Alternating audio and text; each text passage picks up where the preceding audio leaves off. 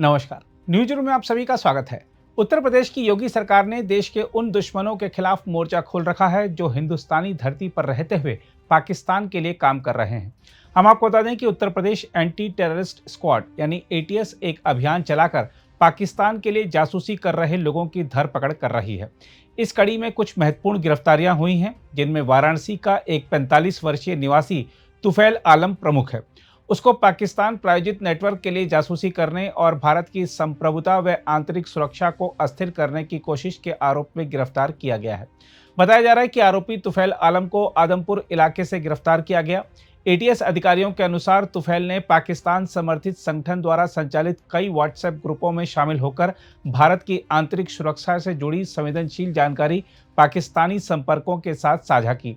अधिकारियों ने बताया है कि जांच में खुलासा हुआ है कि तुफैल कई पाकिस्तानी नागरिकों, जिनमें प्रतिबंधित आतंकवादी संगठन तहरीक-ए-लब्बैक के सदस्य भी शामिल हैं, उनके संपर्क में था।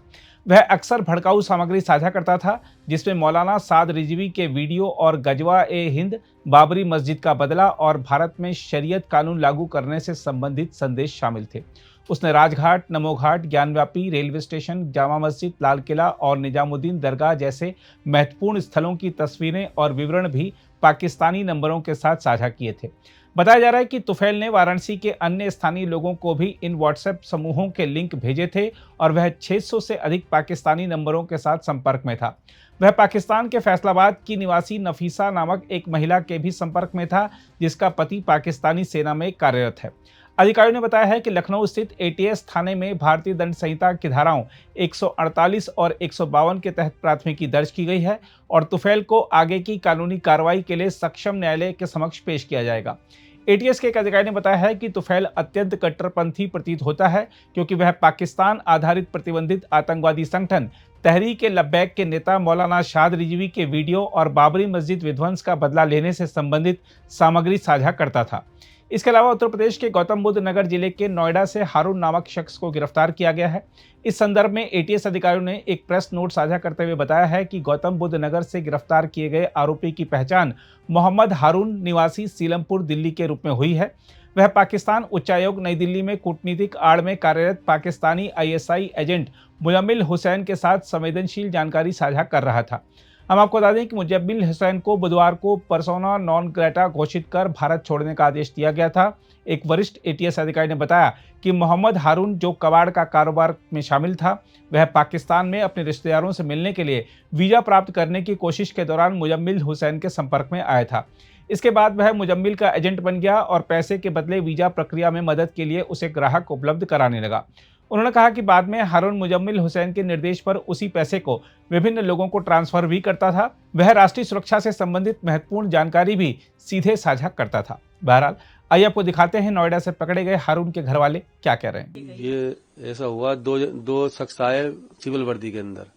मैं घर पे ही था, मेरा हारून घर पे नहीं था, वो कहीं मार्केट में था। तो मुझसे कहने लगे कि वो हारून जी कहाँ है।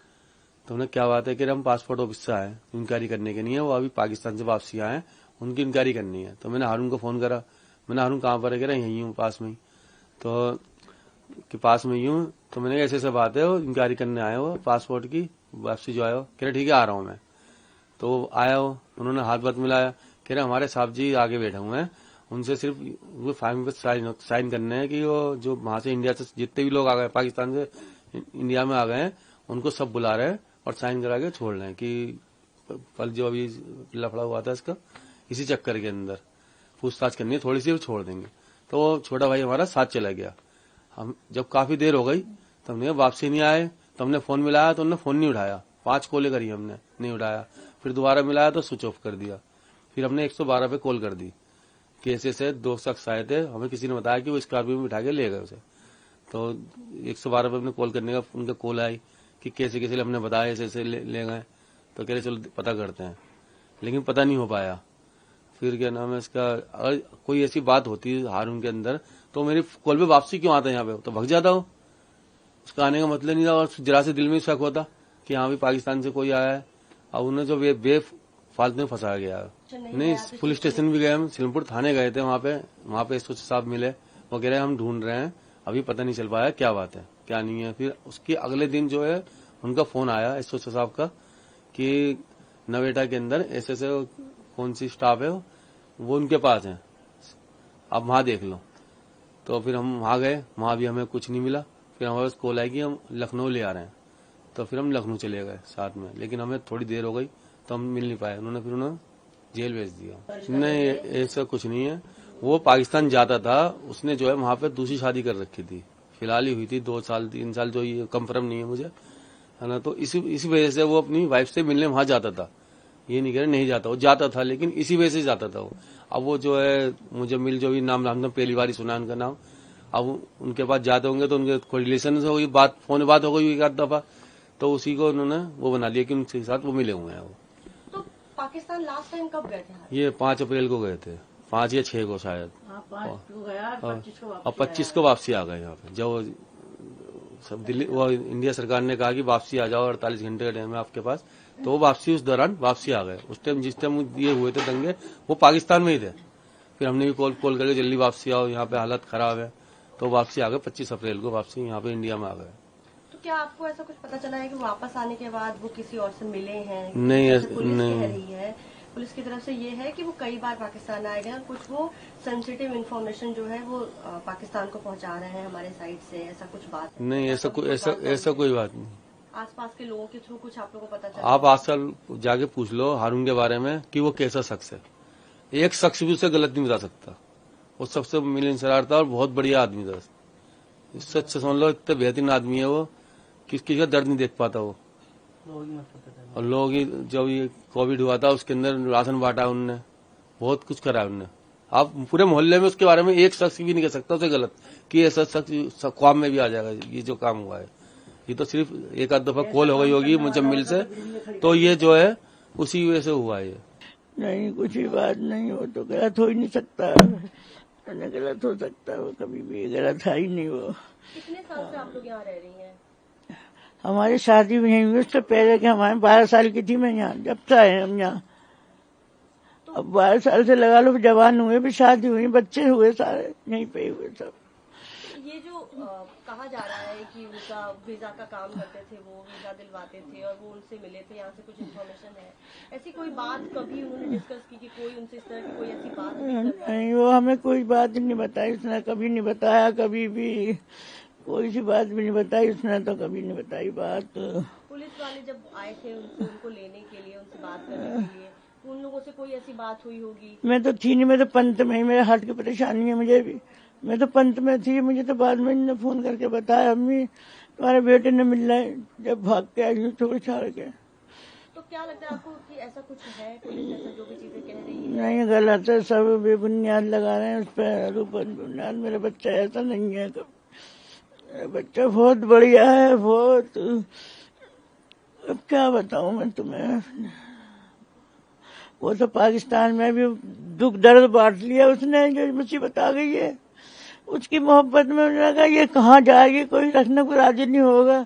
चल वैसे दूंगा तो कोई सोचेगा जिन्हें इससे मिला हुआ है, ये इससे वो करता है, मोहब्बत करता है, इसलिए हमारे बिगड़ उसके हाथ किसी को लगाएंगे नहीं, तो इसलिए उसने निकाह कर लिया। वहां पर सबने कहा हारून तुम कर लो निकाह, आजा करना साल भर में।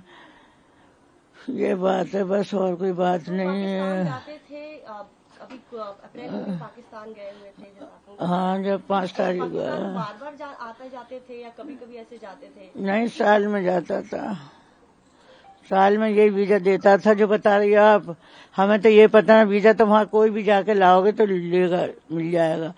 अब उससे उसकी ऐसी जान पहचान हो गई जो आज करीने पर खड़ा हो गया। तो वीजा की जो बात हो रही है, आप लोगों में से, फैमिली में से या किसी पड़ोस रिश्तेदार में से किसी को उन्होंने कभी वीजा दिलवाया? नहीं, कभी नहीं दिलाया, कभी भी। तुम यहाँ से वहां तक पूरी गली में पूछ लो, सब जाते हैं पाकिस्तान। हमारे बच्चे ने कभी किसी को वीजा नहीं दिलवाया, हमें न दिलाया है, तो इन्होंने क्या दिलाएगा? ये तो सब झूठ बोल रहे हैं कि वीजा। सरकार से क्या मांग है आपकी? हमारी ये मांग है अगर हमारे बच्चे को छोड़ो तो, हमारा बच्चा ऐसा नहीं है भाई, मेरा बच्चा बहुत ही बढ़िया है, बहुत ही, कभी ऐसा काम कर ही नहीं सकता। वो तो फंसाया, उसने फंसाया हो पाकिस्तान से, ये न फंसाया हो, ये हमें पता नहीं क्या नाम ले रही है उसका, मुजम्मिल ने फंसा दिया हो जाके। अब 3 महीने से वो यहाँ, 3 महीने पहले चल रहा है ये। वोट वैसे नहीं जाता कि दुबका छोड़ी जा रहा है क्या? बॉर्डर पे पकड़ लेते तुम तो। 3 महीने से सिलसिला चल रहा है तो तुम तो उसे जाने नहीं देते यहाँ से। यही अरेस्ट करना था, है ना, अरेस्ट करना था उसे।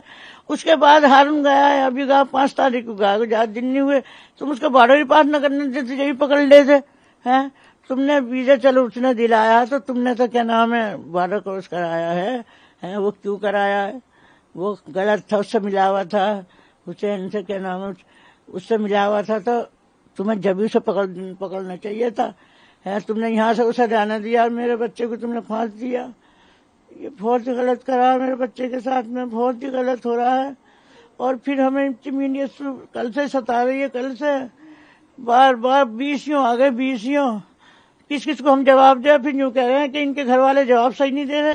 अब तुम हमें लग रहा है कि हम जवाब नहीं देंगे सही, जो हकीकत है वही तो बताएंगे। जब जो चीज की पता नहीं है हमें झूठ बोल के तो नहीं बता सकते, हम तो सच्चाई बता रहे कि ये सच्चाई है।